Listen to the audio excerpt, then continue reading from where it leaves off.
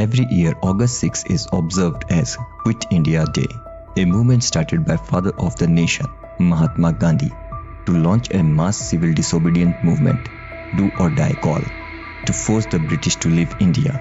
The movement was followed by large-scale violence directed at railway stations, telegraph offices, government buildings, and other emblems and institutes of colonial rule. There were widespread acts of violence, and the government of India held Gandhiji responsible for them. All prominent leaders were arrested and the Congress was banned, and the police and army were brought out to suppress the movement. How did the Quit India movement begin? By the middle of 1942, Japanese troops were approaching the borders of India, and world powers were mounting pressure on the British to solve the issue of India's future before the end of World War II.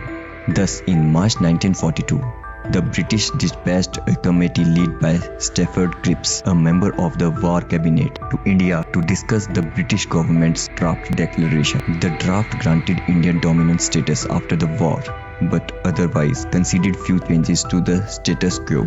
However, the conditions of self-rule underlined in the draft declarations were unacceptable to the Congress Working Committee, as it did not give immediate and total self-rule.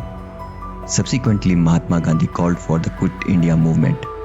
On August 8, 1942, at the Bombay session of the All India Congress Committee, Mahatma Gandhi introduced the resolution to start a Quit India movement. The historic resolution was passed at the meeting.